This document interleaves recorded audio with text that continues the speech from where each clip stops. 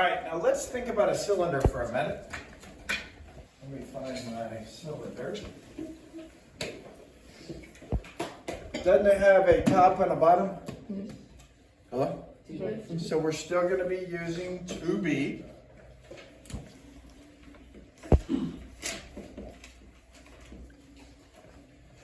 Plus, we're still going to do the perimeter times the height. So that formula is not going to change. But let's talk about this part. So, P times H is not going to be the top and the bottom, it's going to be the sides. You all agree? If I cut the side of this cylinder in half and unfolded it, what shape would the side be? A rectangle. Good. You all agree?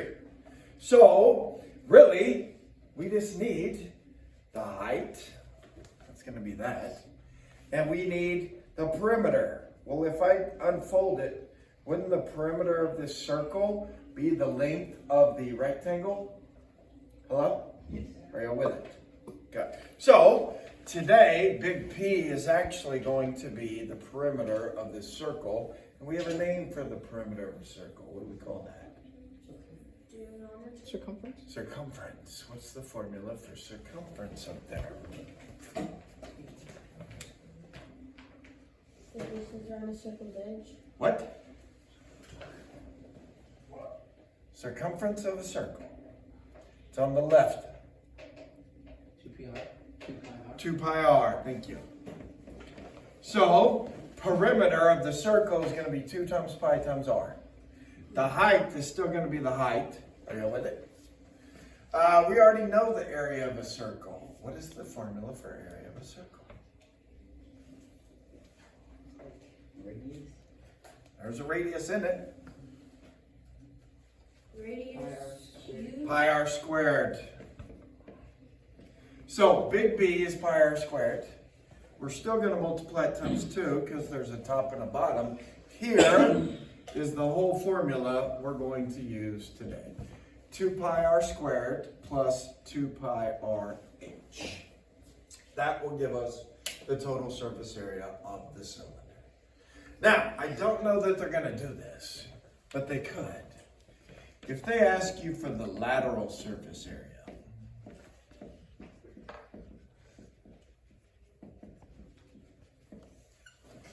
what part of the cylinder would be the lateral surface area? Up and down. All this. Not including the top and the bottom. The top and the bottom are never the lateral. Think of lateral as the sides. Are you with it? This part of the formula asks for the lateral surface area. So on the homework, if they happen to say, I don't think they do, but they might, if they say find the lateral surface area, you're only going to do that part. If they want the total, you need to do the lateral plus the top and the bottom, the 2 B's. Does that make sense? Okay. All right, let's look at a problem or two. So we've got a cylinder. Let's say the radius is 9 inches and the height is 14 inches. Let's find the total surface area. All right, so we got 2 times 3.14. What number are we using for the radius? 9. Don't forget that's going to be squared. Plus 2 times 3.14. What's the radius again? 9. And what is the height? 14. So, calculator time. Everybody pick up your calculator. And I want you to type all of it in at once. 2 times 3.14 times 9 squared plus 2 times 3.14 times 9 times 14. I'll give you a second. Don't tell me the answer. I'll let you type it in. I'll pick somebody random to see what the answer is. I'm going to check y'all because I don't know if I trust everybody's typing skills.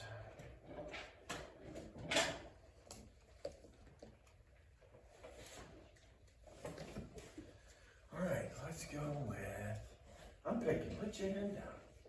I want to pick Alex. What do you got? 1,299.96. Raise your hand if you like 1,299.96. I think we're in agreement. Alex typed it in 100% correct. Now, today on IXL, they're going to ask you to round to the nearest hundredth. How can I round that to the nearest hundredth? It goes up. Goes up to what? Never mind. Never mind. Isn't it already at the hundredths? Hello? If there's not 3 decimals, you leave it alone. Whatever the calculator says is what it is. Are you with me? Because we need 2 decimals to be in the hundredth column. So that would be your final answer. And we would need inches squared. All areas are squared. Questions?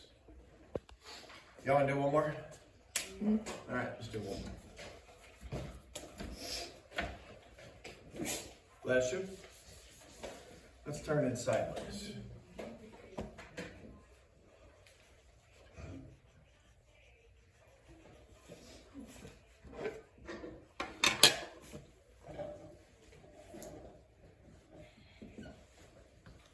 All right, so don't forget on your calculator, can't you hit second enter?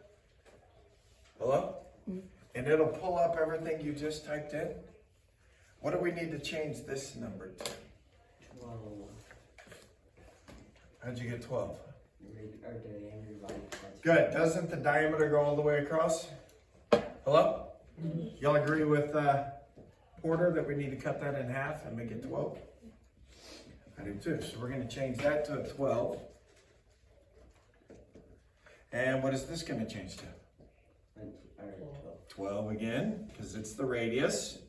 And then what does 14 change to? 19, because the height of my cylinder is now 19 inches. All right, start typing again. I'll pick a random person.